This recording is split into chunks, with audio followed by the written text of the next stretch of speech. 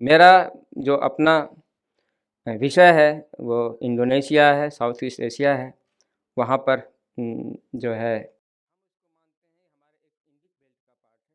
इसको एक टर्म दिया है इंडिक बेल्ट, इसको कि एक बृहद भारत के रूप में हम देख सकते हैं।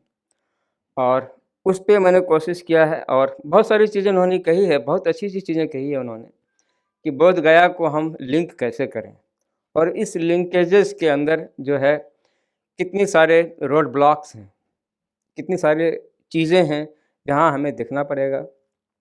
हम उसको मक्का या किसी और तरीके से नहीं देख सकते। हाँ, लेकिन उस बोध गया की स्थिति जहाँ पर है, उसको जो हमारे पास बुद्धिज़्म का और हिंदुइज़्म का जहाँ-जहाँ धरोहर है, जो कहीं-कहीं न कहीं पर अपनी मौलिक अवस्था में है, उसको लिंक करने के लिए हम कितने प्रयास करेंगे। लिंकेजेस का मतलब उन्होंने बहुत सारी चीज़ें बहुत ही सुगम तरीके से कहा कि जब हम बोध गया स्टेशन पर उतरते हैं, तो सबसे पहले जो इट इज़ लाइक असॉल्ट। एक भारतीय ना होने के नाते से व्हेन आई फील असॉल्टेड, तो एक जापानीज़ जिसका कि हाइजीनिक स्टैंडर्ड हमसे 100 गुना ज़्यादा है और इसी तरह से दक्षिण पूर्वी एशिया में उन्होंने जो मूलभूत चीज़ें हैं, तकरीबन उन्होंने प्राप्त कर लिया है। हमारे यहाँ मूलभूत चीज़ें जो हैं सिर्फ़ एक पर्टिकुलर क्लास के हाथ में है, बाकी ये जो मेजॉरिटी हैं उनको पता ही नहीं है, क्या चीज़ है। तो ये एक बहुत बड़ा गैप है। तो उन्होंने बहुत अच्छी तरीके से कहा है कि जो हमारा धरोहर है, हमारा जो सांस्कृतिक धरोहर है दक्षिण पूर्वी एशिया में, म्यांमार को ही ले लें, तो हज़ारों पगोडाज़ अभी भी साक्षात रूप से विद्यमान हैं, जो हमारे बृहद भारत को, हमारे भारत को लगातार ये कह रही है कि तुम कहाँ हो?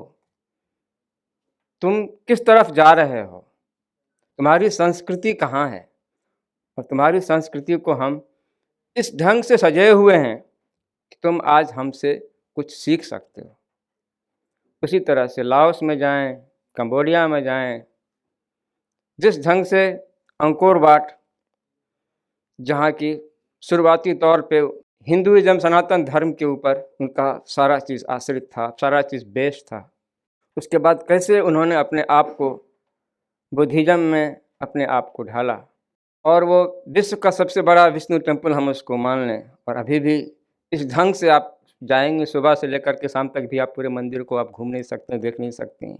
एक पूरा टेम्पल श्राइन जो है, आप अपने आप को सिंपली धिक्कारेंगे। जब आप ये कहेंगे कि हमारा जो विदेश नीति है, वो किस तरह से हम ढाले हैं और उस विदेश नीति में इन सारी चीज़ों को, इसको कि हम कह सकते हैं मृदु शक्ति या सॉफ्ट पावर, इसको हम जो है इनकॉर्पोरेट नहीं किए हैं अभी तक। उसी तरह से वियतनाम में, सेंट्रल वियतनाम में जो डानांग म्यूज़ियम है, वहाँ पर जब आप जाएंगे तो शुरू से लेकर के अंत तक, it's starting from the entrance till the end, you will find कि भारतवर्ष मौलिक रूप से यहीं पर है।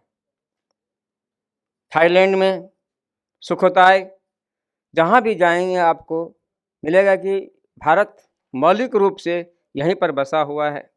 Simply you can find it out, there are more than 500,000 monks, Buddhist monks in Myanmar. 500,000 Buddhist monks. Equal numbers in Thailand, little lesser number in Indonesia.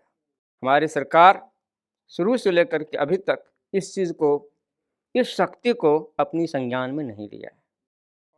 आप लोग, श्री संजय जी और सभी लोग जो काम कर रहे हैं, इसको मुहूर्त रूप देने के लिए बहुत सारी चीज़ें की ज़रूरत है।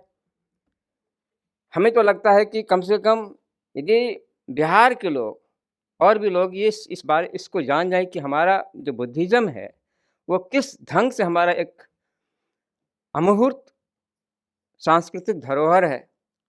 और इससे हम ये नहीं कहते हैं कि let us have cultural tourism, religious tourism, caste tourism. इस चीज़ से ऊपर हट करके इस चीज़ को हम अलाइन करें कि जापान के जो बुद्धिस्ट हैं या जापान के जो लोग हैं वो बोध गया में आएंगे तो वो किस किस चीज़ों को वो देखना पसंद करेंगे। लोग खाली भगवान बुद्ध का मंदिर और मूर्ति देखने के अलावा बहुत सारी चीज़ें देखते हैं, बहुत सारी चीज़ें नोट करते हैं। उसी तरह से इंडोनेशिया में, उधर दक्षिण पूर्वी एशिया में ऑलमोस्ट 200 BC से के साथ ही हिंदुइज्म का वहाँ पे ऑलरेडी प्रचलन हो गया था। और उस समय में देखेंगे कि समसामयिक भारत में जो भारत की स्कॉलरशिप थी, जो नॉलेज परंपरा थी, वो अपने बहुत ही चरम सीमा पर थी, उत्थान पर थी। और इसका प्रभाव दक्षिण पूर्वी एशिया के सारे देशों में इतना इतना अधिक था, इतना अधिक था कि वहाँ की जब आप जो उनकी जो परंपरा है, उनकी जो संस्कृति है, उनकी जो धाराएँ हैं, बहुत तरह की धाराएँ मतलब जो उनका अभी भी बहुत सारे रिलीजन्स ऐसे हैं। इंडोनेशिया में ही सिर्फ 250 रिलीजन है जिसको कि वहाँ की गवर्नमेंट मानती ही नहीं। और 250 धर्म में कम से कम तो 200 धर्म ऐसे हैं जो हमारे सनातन धर्म से डायरेक्टली जुड़ा हुआ है, सनातन धर्म या बुद्धिज़्म से। फिर हिंदुइज्म बुद्धिज़्म से मिल कर के शैवाइट, बुद्धिस्ट शैवाइट धर्म वहाँ पे प्रचलित हुआ। तंत्र विद्या का वहाँ पे बहुत ज़्यादा क्या कहते हैं विकास हुआ। उसके बाद बहुत सारी चीज़ें हैं पढ़ने को, देखने को।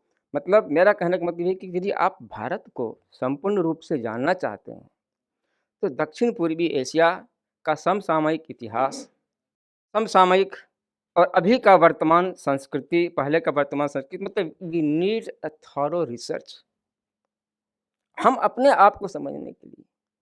और दूसरी चीज़, इम्पॉर्टेंट चीज़ मैं ये कहना चाहूँगा, अभी बहुत सारे धरोहर ऐसे हैं पूरे दक्षिण पूर्वी एशिया में जो ख़त्म हो रहे हैं। अर्बनाइजेशन जो है सभी जगह पे हो रहा है, हमारे यहाँ भी हो रहा है, वहाँ पर भी हो रहा है। भारत से सटा हुआ एक तो हमारा म्यांमार है, we share border with Myanmar. उसके बाद और म्यांमार के थ्रू हम थाईलैंड तक जा सकते हैं आराम से। उसके बाद इधर से दक्षिण से हम इंडोनेशिया का जो सुमात्रा आइलैंड है वो हम शेयर करते हैं वाटर बेस में, जो कि 100 नॉटिकल माइल्स दूर है। ये सुमात्रा के लैंड पर हम यदि जहाँ जाएंगे उसको कहते हैं सुबांग या बांदा आचे, सबांग आइलैंड है वहाँ पर, जिसके साथ हमारा अभी बहुत सारी चीज़ें भी चल रही हैं। सबांग पर जैसे ही जाएंगे तो वहाँ के लोग आपको आदर से पान खिलाएंगे और फिर आपको बहुत ही विनयपूर्वक लेकर के जाएंगे कि हमारे यहाँ एक मॉस्क है, आप वहाँ चलिए देखने के लिए। गया वहाँ पे तो मॉस्क में लिखा हुआ है कि ये पहले दुर्गा मंदिर था। वहाँ पे उनका अपना नाम है, शक्ति का नाम अलग नाम है, और पूरा सब कुछ लिखा हुआ कि किन राजाओं के द्वारा वो बनाया हुआ है। तो सिर्फ वहाँ की जितनी प्रशस्ति हैं, शिलालेख हैं, उस पर भी हमारे बहुत सारे रिसर्च हो जाएंगे। तो इन सारी धरोहर को संज्ञान में लेते हुए यदि कोई भी आप एक पाठ्यक्रम बनाना चाहते हैं तो इन सारी चीज़ों को संज्ञान में लिया जाए और बहुत ही समग्र रूप से इसको समझना ज़रूरी है। तो उसको सब चीज़ को अलाइन करते हुए हम एक रूपरेखा तैयार करें तो हमारे लिए बहुत ही अच्छा रहेगा। Bhagwan Buddha came from a landlocked Kapilvastu Lumbini to Gaya, and he attained the state of Tathagat. Gat means to move beyond. He moved beyond the worldly net of delusions. His vision for a beautiful, peaceful world continued to move beyond the borders of India. Today, I intend to place certain historical facts to rethink the fallacies regarding decline of Buddhism in India. While it is assumed unquestionably that Shankaracharya destroyed the Buddhist current with his power of tap and vimarsh, the history does not support such presuppositions. Because Yoga and Yogini Tantras with humongous corpus that emerged only thereafter. And I will just add, there were two kind of tantra, like abridged version and Mool Tantra. So there were 2500 Mool Tantra, 1800 abridged Tantra. That means 43. And each Tantra had a corpus, had three different classifications. The Sutta, thereafter the Panjika, and then the commentary, Tika. So if we just multiply, it will be almost 1300,000 texts only on the Tantra, which were composed after the demise of Shankaracharya ji. Thus, there is a parallel, and then there is a parallel narrative of Islamic invasion, sacking Buddhist monasteries and beheading the Sramanas that caused the decline of Buddhism. We will see in the presentation that this is not tested against historical facts. The pinnacle of Nalanda was not during the journey of Xuanyang, but after Mahmud Ghazni's invasion. Again, Bakhtiyar Khilji is held responsible for sacking the Buddhist centers of learning like Nalanda, Odantpuri and Vikramshila sometime during the last decade of 12th century. Some people say in 1193, someone said in 1197 to 1203. But inscriptions and records both at Bodh Gaya, Korea and China showed that Buddhist masters continued to study at Nalanda as late 13th century, and they were held in the highest esteem across Asia. Aspandan, oscillation, that pervades everything in the cosmos. The structure also oscillates between growth and decline and renew with a fresh vigor. Buddhist institution declined in the Magdan court sometime during the middle of 15th century due to manifold factors. Islamic rule was only one of those factors. We will see in the presentation. The decisive action undertaken by organizations like the Deskar Society to renew the dialogue with the centrality of Bodh Gaya is a part of this Asfaran. There is one, we say Aspandan. Asfaran is also expanding pulsation. So this is what Deskar is doing today. And I think a new cycle of resurgence of the Magdan core of Buddhism has begun. Let us see the expanding journey of Buddhism from Magdan core in a nutshell. The first Buddhist council was held at Rajgir just after Bhagwan Buddha's Mahaparinirvan. It was presided by the elder Mahakasyap. It is said that 84,000 words of Buddha were recorded through the Sangiti. The Vinyas were framed. During the second council, it was held to resolve dispute over certain monastic rules, and that was held in Vaisali. And I think there are several scholars from Vaisali today. Then third council was held under the leadership of Mogaliputta. It was held in Patliputra, and King Ashoka was the patron. It was in this council, third council, where it was decided to send missionaries to various countries to propagate Buddhism. And I'm just showing there, from the initial phase, there were different kind of visions of propagating Buddhism. First was maritime vision as well as continental vision. So it's not that like what China claims, they have two different dimensions in their Silk Route. We have our Buddhist vision had from the very first day, from the third council, the two different visions. Prince Mahendra was sent to Ceylon, while missions were sent to Myanmar, Kashmir, Northwest India, and beyond. We see similar pattern in dissemination of Vajrayana during 8th century, while Nalanda master like Subhagar Singha, Vajrabodhi, along with Amog Vajra, they arrived at Tangkot in China sometimes in 720 AD through maritime route, touching Ceylon, Java, and Canton, presently Guangdong. The land route was undertaken by Padmasambhav and Sant Rakshit to introduce Vajrayana in Tibet, Bhutan, and so forth. Such was the missionary zeal after the third council that Astup and Ashokan pillars were erected as far as Nangchen in Qinghai Plateau of China. The stupa has been now restored in year 2015. Paralleling 84,000 sutras of the Sakyamuni Buddha, it is said that 84,000 Ashokan pillars were inscribed with Buddhist messages and erected. The zeal was renewed under the later Guptas, Harshvardhan, and then the Pal rulers who were Buddhists. Dharmpal built Buddhist centers of learning in Sompura and Vikramshila. There was expert in composition of new texts. Such was the output of the Tantric literature that there was a crisis of doxography by 10th century. Only later cataloging outside India, both in China and Tibet, could overcome this crisis of classifying so much literature is there. And I'm talking about this is 11th century. Let us see the Magdan core of Buddhism at the time of the raid by Mahmud Ghazni. The attack of Mahmud Ghazni on Somnath temple in 1025 AD was seen as a catastrophic event, but so was the attack by Rajendra Chol on Srivijaya Empire same year, and just after a major solar eclipse of November 1025. So for them, It was like an eclipse. The Srivijaya Empire, that was our best, strongest Buddhist Hindu outpost in maritime Asia, and that was destroyed by our Cholas. Mahmud did not venture further east in the Magad. Why? Because by that time, earlier Magad was considered as the Madhya Desh. Fahian had been saying that Magad is a Zhongguo. But by the time of Mahmud, Mahmud brought Al-Barni with himself, and Al-Barni is saying Madhya Desh, Kannauj is Madhya Desh. So when Mahmud had already destroyed Kannauj in 1021 AD, so he did not think it fit to venture outside to the Purv Desh. And therefore Mahmud returned back after destroying Kannauj. Muslim scholars like Al-Barni viewed Kannauj as the Madhya Desh and not Magad. It is little known that bilingual silver coins were also minted and issued under Mahmud Ghaznavi's name on the eve of the new 60-year Samvatsar cycle of Jupiter in 1026 and 1027 AD. And those coins, silver coins of Mahmud Ghaznavi, which were issued from Lahore, Mahmudpura, that had the Sanskrit inscription, Ab Vyaktang Ek Muhammad Avatar Nipati Mahmud. Unmanifest is one, Muhammad is his avatar, and Mahmud is the king. This was the Sanskrit inscription. So naturally, our own Hindu priests were with Al-Baruni and even Mahmud Ghaznavi and giving them ideas to gain the legitimacy in Western India and Northwest India.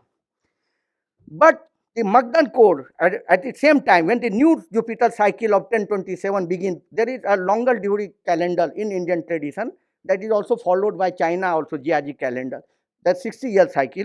So that began in 1027. Why it is important? Because Tibetans claim in 1027, year 1027, the new Kal Chakra calendar was introduced in Tibet. 1027 is very important for Buddhist history. It is in the same year when Indian Pandits were helping Mahmud to mint silver coins in Sanskrit inscriptions. Our Buddhist scholars in the Purv days, they were working to build up a consolidated synthetic philosophy, bringing all different streams of Hinduism and different 1500 years of Buddhist philosophy into one text. And that was the pinnacle of Indian Buddhism, Kal Chakra Tantra, because the writing of the Kal Chakra Tantra starts in 1027 AD. So we see there was, and that is the highest philosophy which has been produced by Buddhism, because that incorporates everything from Buddha time till 11th century, and not only I am saying philosophy, also technology, so many sciences. There are almost 80 subjects integrated into one text, and that too in sloka form.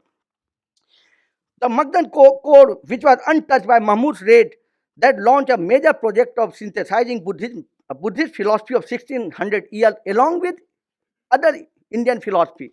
In fact, they are also arguing for Semitic philosophy. They are also, because they tried to integrate the contemporary knowledge from different streams. Now we come here, 11th century Magad.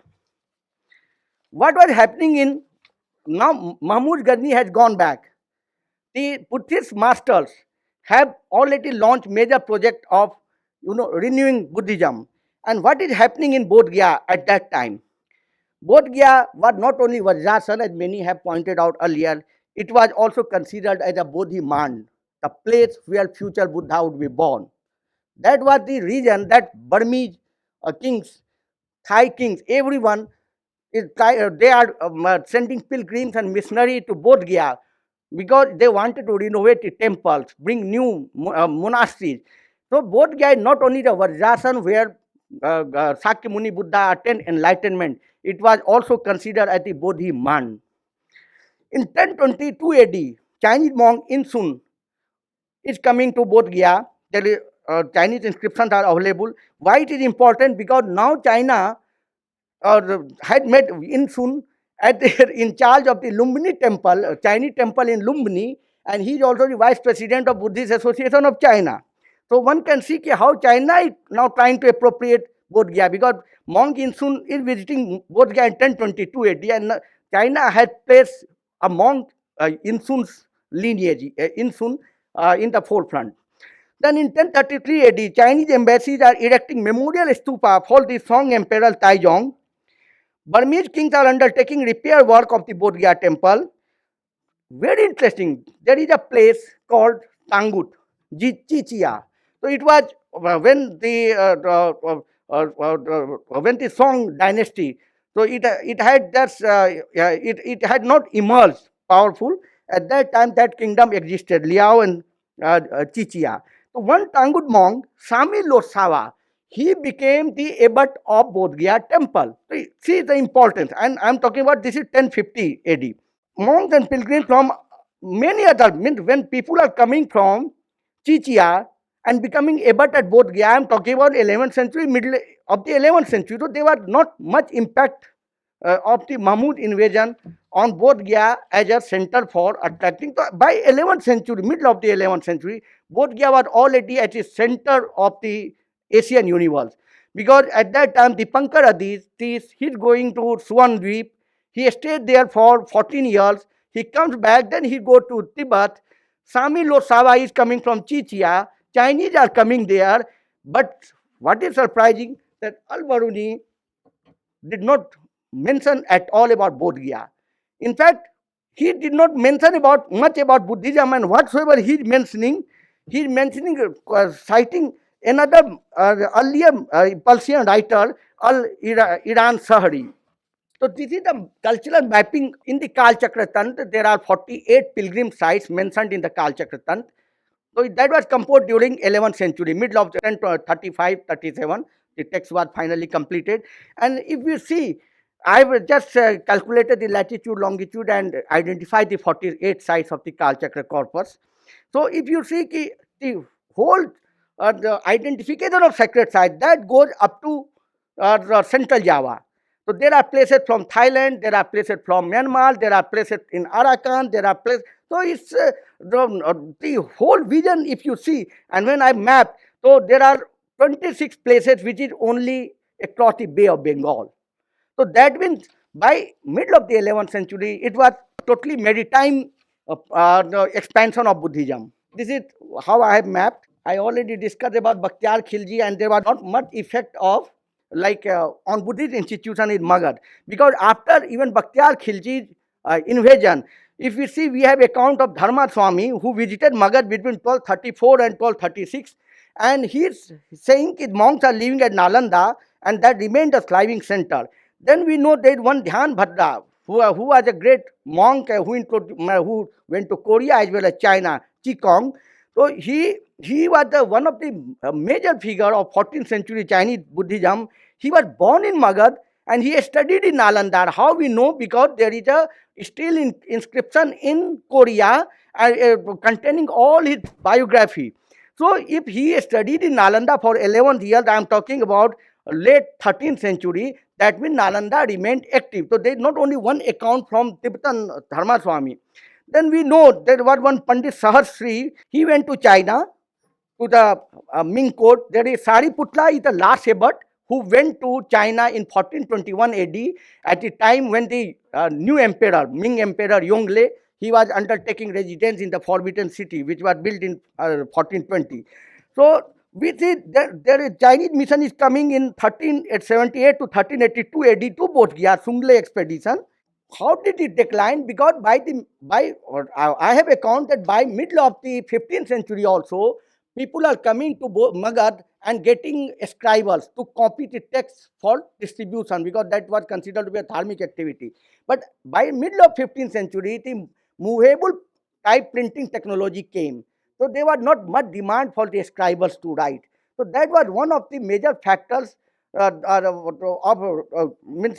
declining importance. Second thing was, like in China or Korea, Confucianism was adopted as an official ideology. In Japan, that went into turbulence. In India, Islamic rule came. So it is almost in the middle of the 15th century that importance of Magad is declining. But again, sometimes next, I will show how by 1560s, again its importance is gaining, but there are no more Buddhists who are going to China. It is the Gosais who claim they are the Hindu monks only, but claiming we are Buddhists, and they are occulted or treated as Acharya Lamas across China, even during the Ming and later Qing Empire. Thank you. I would like to thank the Skull Society and IGNCA and ICWA Ministry of Culture, NTPC, for giving me this opportunity to be the part of third Global Dialogue 2020. So the first session and the theme of this first session is fostering the relations between India and Southeast Asian countries with reference to the rising role of Buddhism in India's soft power and Bodh Gaya. So, relating to this theme, basically, my paper reflects on religious tourism as India's soft power, unfolds cultural and religious connections with Thailand. So, because it is, I'm taking complete the topic to the different dimension, and when we are talking about religious tourism, definitely to some extent it is going to be attached with Buddhism, of course. And when I'm talking about India, Thailand, and of course Bodh Gaya attached with it, it means that somewhere to or other that Buddhism concept is also connected with it. So the purpose to project this paper is basically to show the blend of these cultural and religious connections between India and Thailand, which uh, uh, which which could be carried forward with the help of religious tourism. And the use of culture as a tourist attraction increases support for India and as well as Thailand, which also displays their ethnic identity, revitalization of tradition language, arts, and festivals. So, tourism development creates cultural and religious impact on both the countries, and it is also the transformation of economic and social structure as well as the social values, which results in minimizing of social inequity and improves the standard of living of residents. So, India, with Southeast Asian countries in particular, derives its soft power from a shared culture that has been nurtured over the period. And of course, the course of more than two millennia, I can say, and Buddhism is a part of this historic engagement. And there is a constant flow of pilgrims from the Southeast Asian countries to India even today. So the paper basically examines the role of religious tourism in India's soft power projection in unveiling and analyzing cultural and religious connections with Buddhist sites of Thailand and Buddhist uh, heritage trails in India. So it's India, I'm talking as a whole, because in India, UP is also there where you can find the Buddhist sites. And in Bodh Gaya, of course, there are many. And in fact, in Bihar itself, you have many other places where you can find Buddhist circuits, in fact.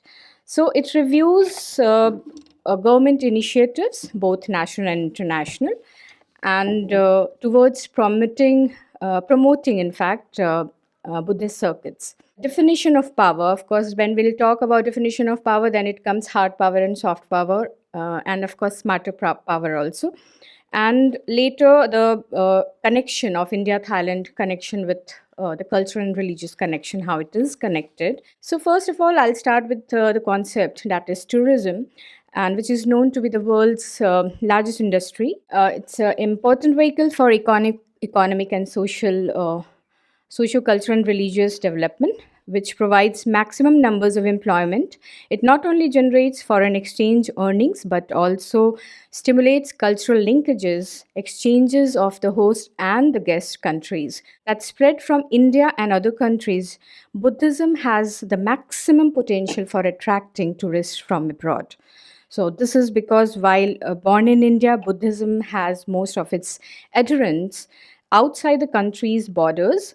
It is almost 97.23% of the world's Buddhists are concentrated in East and Southeast Asia. So, religious tourism in India has been identified as holding great promise. And so, India is currently home of seven of the eight most significant Buddhist sites in the world, It receives less than 1% of global Buddhist tourism, and that we need, of course, need to work on it. Why the flow of tourists are so less? Because there are many significant Buddhist sites in the country.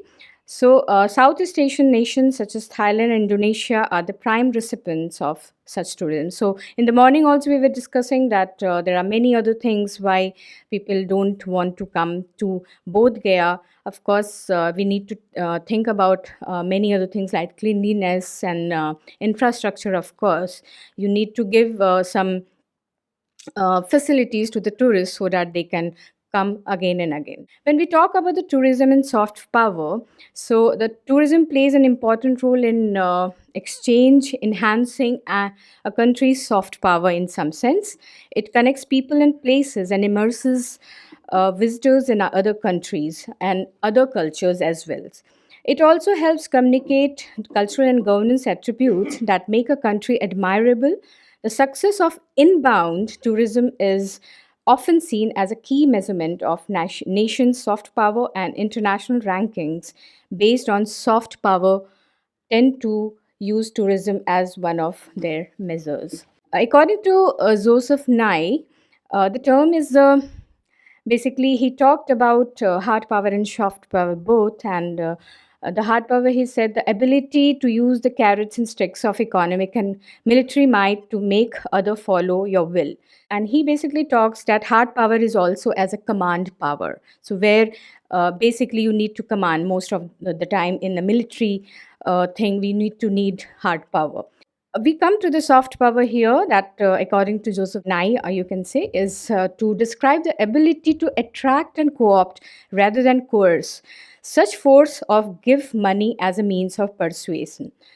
Soft power is the ability to shape the preferences of others through appeal and attraction. So, this is very important to know. Where we are talking about appeal and attraction, then definitely tourism, so religious tourism is to some extent is appealing and it is attracting, of course. Defining feature of soft power is that it is non-coercive.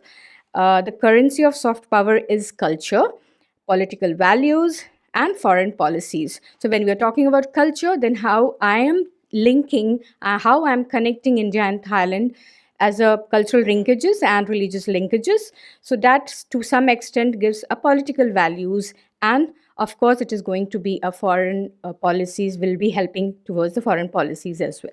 Recently, the term has been used in changing and influencing social and public opinion through relatively less transparent channels and lobbying through powerful political and non political organization, and raising its importance more than a hard power. We can see in the graph that how this soft power, when it was in a very slanting way, and it is going high now. Now, we most of the countries using this particular soft power, where to attract people in that sense, and to appeal and attraction is main concept of this thing. We can see here it has Joseph Nye has talked about culture here and how we can, I'm just given a figure just to make an, and here why I have given this incredible India, because when we are talking about tourism, then we can see that how food, culture, heritage, your costumes, your language, and many things are being, I mean, it's very important. In fact, religion is also one important thing where need to be noticeable and need to be, this is exchanged from both where the guest and host countries among them. So now I'm going to connect that India and Thailand connections with the cultural and religious connections I'm talking about here. So people to people ties between Thailand and India have existed for several centuries. References are found in ancient Indian literature about Thailand as Suvarna Bhumi or the Golden Land. In 329 BC, Emperor Ashok sent Sona and Uttara to Suvarna Bhumi to spread the message of Buddhism. The shared link of Buddhism is reflected in the regular pilgrimages to the places of Buddhist interest in India by Thais. So, to some extent, when we are connecting this religious tourism here, of course, we need this a particular sense in our mind that how particular Buddhism is connected to both the country, how it is the main passage, or you can say it's a link where the cultural and religious connection can be identified. So, the religion and cultural impact has been so deep and inspiring that can be noticed in the architecture and sculpture of the country. Architect in Thailand, also, we can see it is almost similar to what India has. And the festivals also, it's a similar. I'm not going in detail. Even the dances, most of the dances are similar. One of the dance, Kshatriya dance is one where it is basically it is a dance and drama, which the theme is played related to Krishna and Radha. So these are the connection, religious connections, and the cultural connection, I could say, is connecting India and Thailand. Even when one point is Brahmanism is also one connection that has been taken from India only to Thailand. So the connection between two countries could be traced with the recent example set by Northeast India, who celebrated a mega Northeast India festival comprising of trade, tourism, culture, and academics and fashion in Bangkok. And the tagline for the festival was connecting Northeast India to Southeast Asia. The highlights of the Northeast India Festival in Bangkok aimed at increasing bilateral trade and tourism. So, how the Thailand tourist arrival in India, we can say sometimes it goes down and goes up. So that is very important to know why it is. I mean, ups and downs are there. We need to cover those gaps at least. Now I'm coming to the government initiative that what government has had to do. The first Thai monastery outside Thailand built by the Thai government on invitation of Indian government in Gaya has been one of the major tourist destination for Thai people. So we can see how it is related to religious tourism. And with this initiative in 2010, over 600,000, I mean, it is like 6 lakhs Indian tourists travel to Thailand. So, on the other hand, the number of Thai tourists to India is gradually increasing, mostly to visit significant Buddhist sites in India. So, it's very important.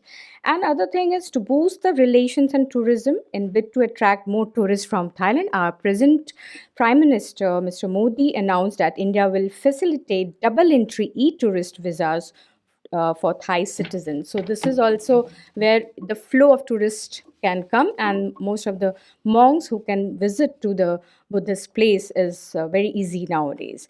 So there are one more important is India Myanmar trilateral highway has also been trying to build to make people easy to commute. In fact, those who can't commute through via plane, they can commute through via road. So the fourth is Make in India initiative in tourism, where it is important. Only 1 minute. Promotion of Buddhist circuit, infrastructure, cleanliness, manufacturing sector, hospitality facilities. These all are really very important when we need to connect India and Thailand and Bodh Gaya, of course. These all things are very important. Here, the historical part of Buddhism in Myanmar. Let's see it in detail. The first inhabitants of Myanmar belonged probably to Austro-Asiatic group, but they had no left perceptible traces. They were replaced by Tibetan Burman tribes who came from eastern Tibet in the beginning of the Christian era. The oldest of them, known by name, were the Peus and the Kanran and the Arakanese and the Thet, who may be the ancestors of the Chen. Other ethnic groups were Talingas, Mon in the southeast of the country, and the Karens in the east. The Shans appeared much later in the 10th century. According to the Myanmar belief, Buddhism arrived into the country soon after Siddhartha Gautam, the founder of this religion, was enlightened and became Buddha. The story tells of two merchant brothers from Lower Burma who went on journey to pay homage to Buddha and received 8 strands of his hair venerate. The merchants were the first lay of followers of the Buddha and the first people who took refuge in him, the Dhamma, his teachings. Before the Sangha, the community of monks began to exist. However, before the Theravada school, Theravada is one of the way of Buddhism. One of the South Indian school in Buddhism came into existence as the religion of the court and spread into influence over the people. And there existed different school of Buddhism. While as in Myanmar, the Theravada Buddhism is not a totalizing influence on Burmese politics. The religion has provided both a set of ideational raw material and a general conceptual framework within which most of the Buddhists in Myanmar think about and practices politics. Within this framework, Burmese Buddhists have developed a wide range of interpretations of basic Buddhist ideas and often combined with political ideology from other sources. Burmese political thinkers have used Buddhist principle to both defend and contest political authority and to construct a national identity in which the state and religion for many both independent and are inseparable. Monks have played really a leading role in Myanmar politics, justified via their responsibility to defend and propagate the religion as well as their obligation to reduce sufferings. Monks and the lay people across the political spectrum have also developed conceptions of democracy that make reference to Buddhism in actually prioritizing different elements of the religion, and these conceptions result in contrasting democratic visions. The appropriate relationship between Buddhism and politics remains an essentially contested question within Buddhist communities. In Myanmar, the tradition of Buddhist political thought has sporadically developed due to large part of almost 5 decades of restrictive military rule. However, the political reforms since 2011 more paced has upon open up for the public political participation, revealing a wide range of opinion regarding the relevance of Buddhist teachings to politics and relationship of Buddhist identity to Burmese national identity. Here we see how the relationship between monks and the politics. While the monastic vocation is generally one of the renunciation and detachment, the practice of taking robes and vows varies widely across Buddhist communities. In contrast with Sri Lanka, a Theravada Buddhist country where monks have played a direct and active role in politics, even to the degree of forming monastic political parties and running for the parliament, Burmese popular custom generally prohibits monastic political participation.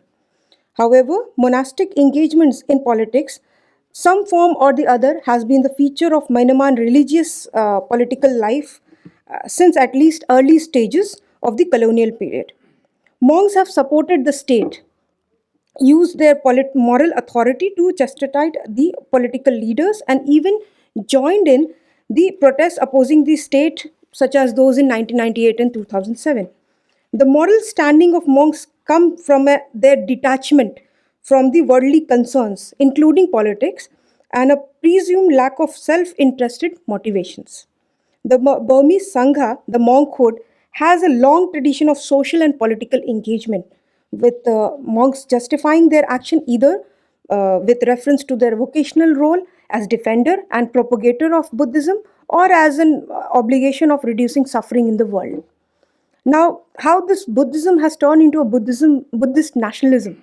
So, one aspect of Burmese Buddhist politics that has appeared since 2012, which was the resurgence of the monk-led Buddhist nationalism, directed primarily against Muslims and resulting into riots and violence across the country. This is not a new phenomena.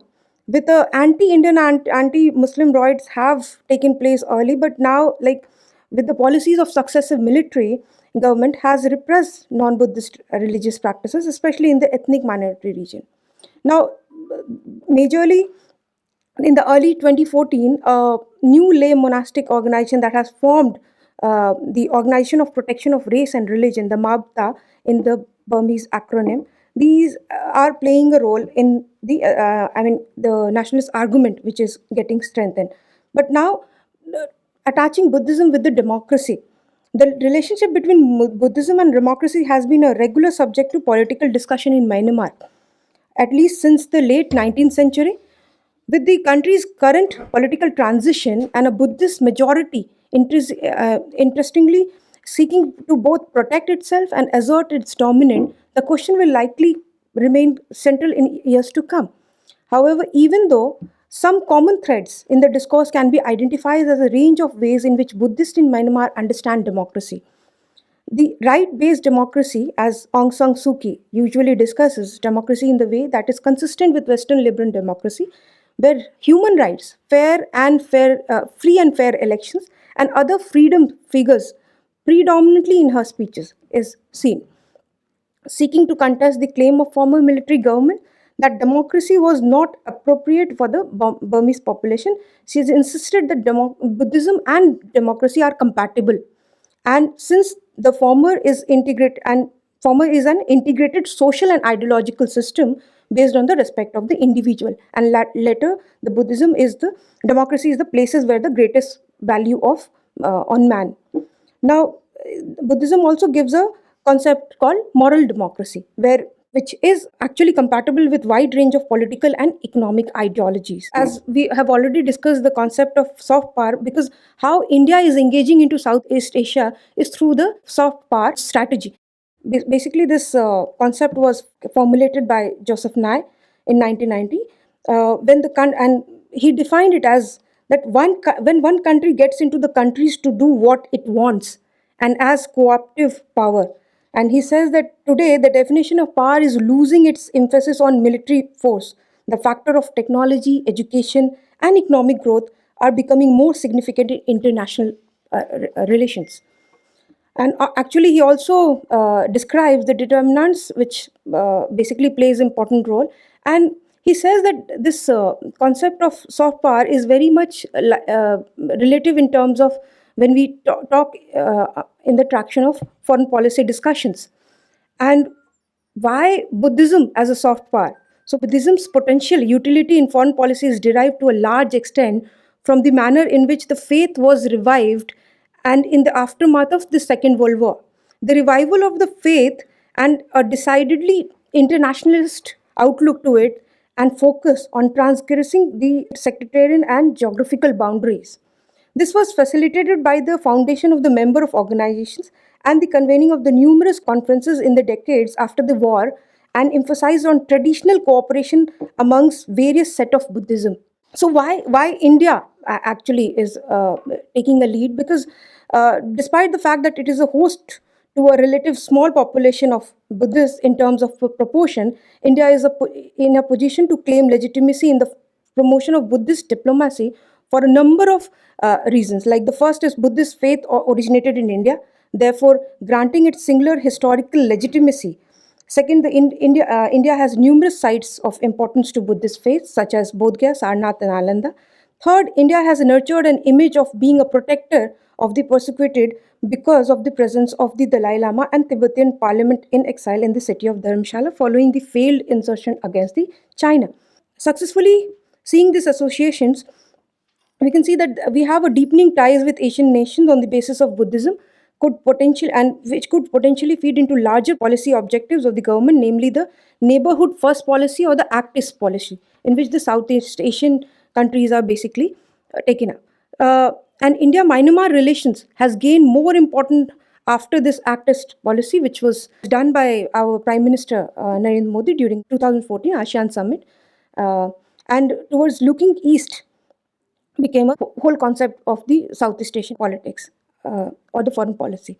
Here, the regular visits between both sides is in 2016, the Aung San Suu Kyi visited India, PM Modi visited in Myanmar in 2017. So the president in February 2020 visited India. So many developments taking place, and the joint statement mentioned. I mean, some of the major MOUs were signed in this 2020, and economic diplomacy is also where the Myanmar is looking for, apart from China, towards India.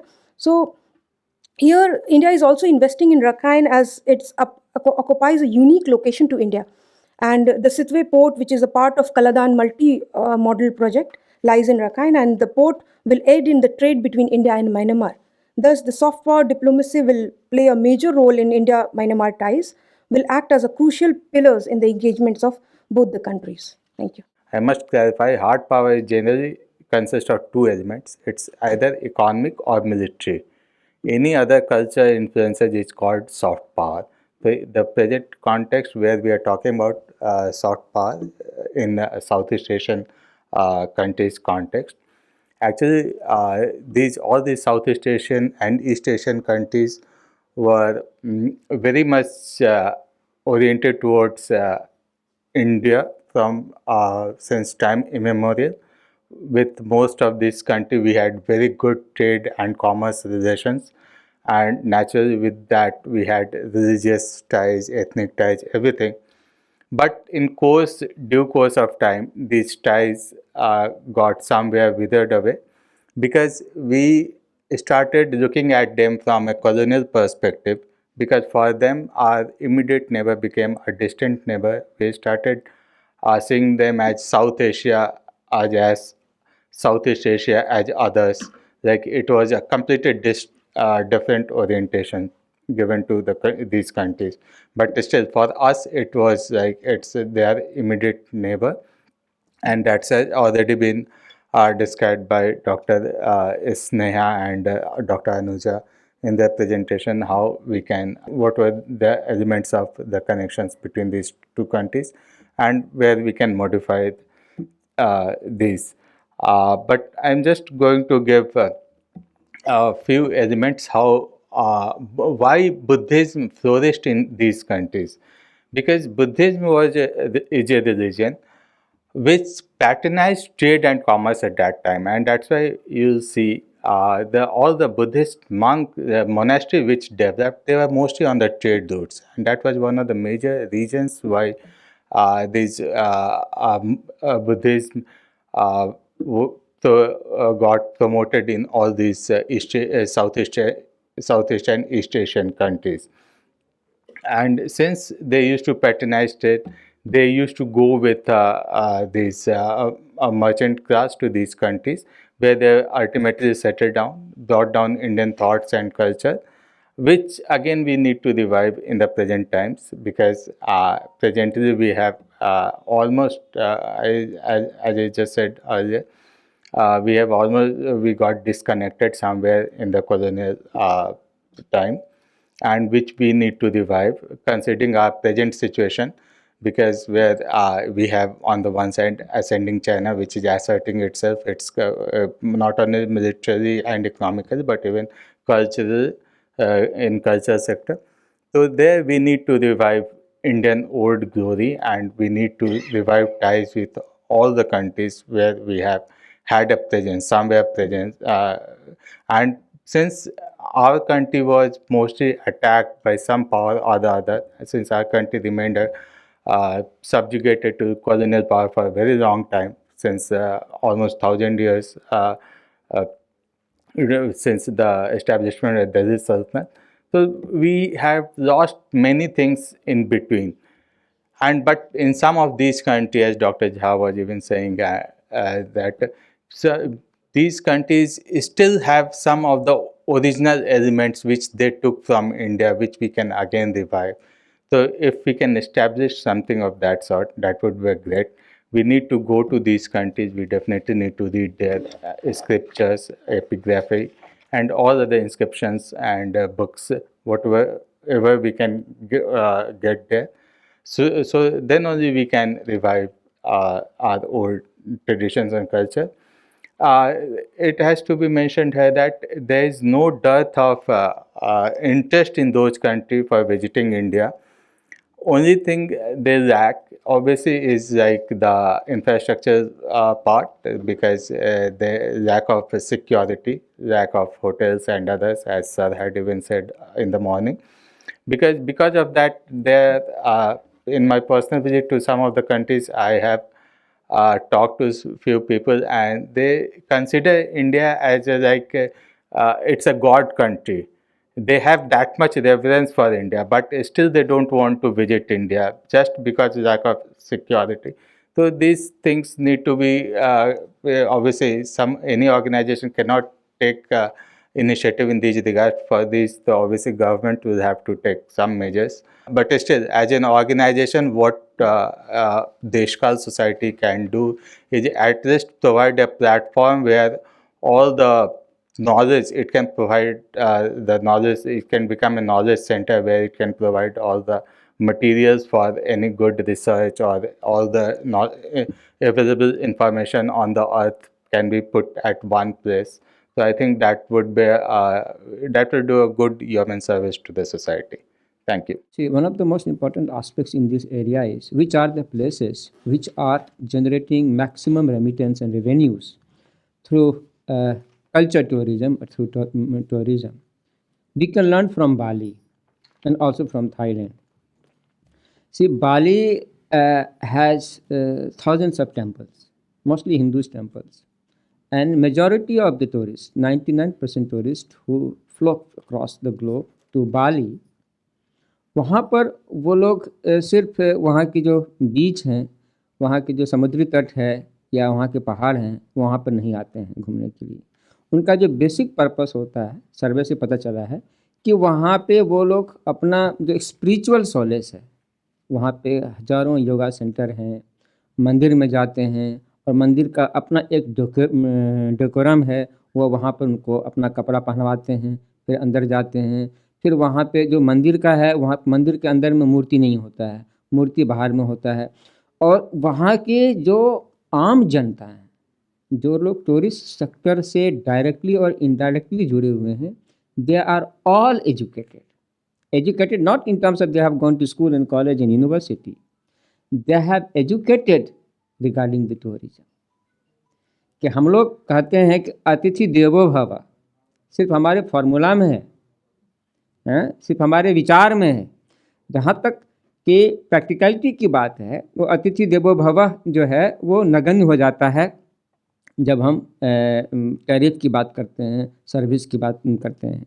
Service sector में हमें लगता है कि Thailand, Indonesia, यहाँ से हमें सीखना चाहिए। अतिथि का कैसे सत्कार करते हैं वहाँ सीखना चाहिए। और यदि ट्रॉपिकल कंट्री होते हुए भी आप जब जाएंगे वहाँ पे, तो मंदिर जो होटल्स वगैरह सब हैं, उनके आगे में आपको एक दीप जलता हुआ मिलेगा, कुछ फल मिलेंगे, कुछ फूल मिलेंगे। तो वो उनका जो मतलब आप बोलते हैं ना वेलकम, यहाँ हम लोग सिर्फ जो बाराती होते हैं उनका वेलकम करते हैं। तो जो वहाँ पर वेलकम करते हैं टूरिस्ट को, जब वो आते हैं तो अनायास ही यदि उनको 2 दिन वहाँ का प्रोग्राम है तो वो चाहेंगे कि हम वहाँ पे 5 दिन 6 दिन रह जाएं। और सर्वे से पता चला है कि पूरे दुनिया में जितना भी टूरिस्ट बाहर में रहते हैं, मैक्सिमम टाइम वो लोग बाली में रहते हैं। एक टूरिस्ट का उनका है कि 6 से 7 दिन के अंदर में $1000 खर्चा करते हैं। तो इन सारी चीज़ों से हमें कम्युनिटी को जो उससे डायरेक्टली और इनडायरेक्टली रिलेटेड है, उन्हें एजुकेट करना पड़ेगा। जो हमारे अतिथि हैं वो क्या चाहते हैं, उनको क्या चाहिए, तो फल की इच्छा ना करते हुए यदि हम इस चीज़ पर ध्यान दें तो अनायास ही हमारे सारी चीज़ें, जो हमारी समस्याएं हैं, जो इमीडिएट नीड है, वो जो है पूरी हो जाएगी। इन सभी के साथ आज का चर्चा हमारा बहुत ही सुंदर रहा। तो इस पूरे सत्र का आज अभी यहीं समापन कर दिया जाए।